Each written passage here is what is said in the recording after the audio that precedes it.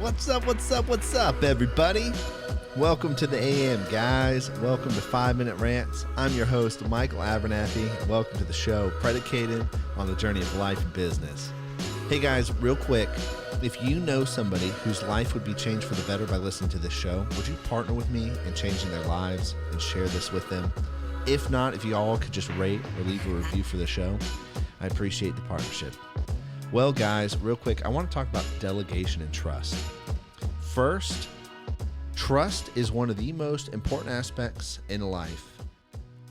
Life just does not work without trust. Trusting people, trusting team members, trusting other individuals in your life. Life just does not work without it.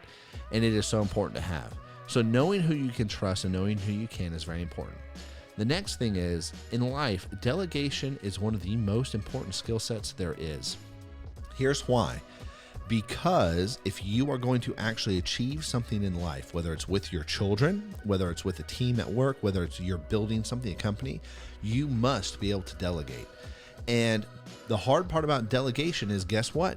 You have to let go and you have to actually empower your team for their personal growth and for the growth of the company. But guess what's required to have? Trust. Now, I want to talk about a few things. I want to talk about a few false beliefs that people have, that I have had in different things that keep you from delegating. And they don't keep you from delegating. You can always choose to delegate despite what you believe. But the point that I'm making is this. These are normally behind and normally part of the reason why we don't delegate. The first one is, I'm the only one who can do this.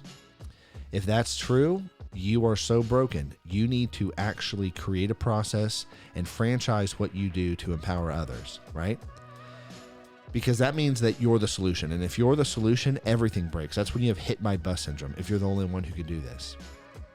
Another false belief is, I'm better at it. Okay, that may be true, but that's not a good reason not to pass the work on to somebody, right? I've talked about how the heart position should make others greater than yourself, right?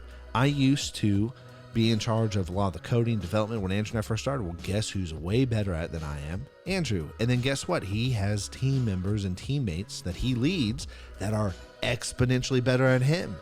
And we did not grow as a company until all those things started changing, right? Leadership is really stepping stones. It's more at the bottom than top. The other one is, I could just get this done right now, right here. Yes, but is that for the best of everybody? Is that really how you should be spending your time? So those are the false beliefs. The correct beliefs are, in direct contrast to that, I need to build a solution. So if you're the only one who could do this, you need to build a solution, like what I said.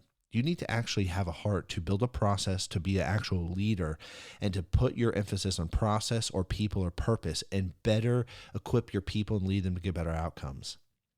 The other correct belief, another correct belief is, I need to equip my team better.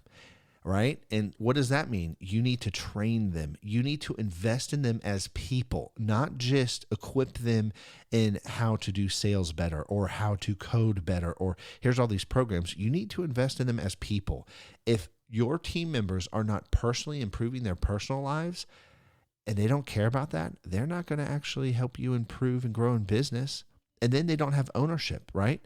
And here's the other thing. You can't expect them to work as hard as you. They don't own the thing you're building. You do, right? If you want them to care as much as you do, give them some stock. Actually give them some ownership, okay? Cool. So not invested. You need to equip your team better. And so here's a few things that, going back to the trust before we end, because we've only got a little bit of time left. If you don't trust your team, here's a few things that have happened if you don't trust your team. One, you've hired the wrong people. Right? If you don't trust your team, well, you hired the people you don't trust. That's all your fault. It's not their fault. It's your fault. And it's like, oh, you don't do a good enough job because I can't trust you because you don't do a good enough job. Okay, that's your fault. You either didn't invest in them or didn't teach them, or you just hired them wrongly. The next thing is, if you don't trust your team, you have not invested in them and built them up and trained them to do. You have no personal investment or involvement in their lives. All right? The other thing is this, if you don't trust your team and they keep letting you down, well, you might just really be arrogant and think that everyone should just know what to do because you just know what to do. And life doesn't work that way. You didn't just know what to do either. You had to be taught and learn. And now it's your job to franchise that and spread that. So anyways, I hope this helped, guys. And I'll catch you on the flip side. Peace.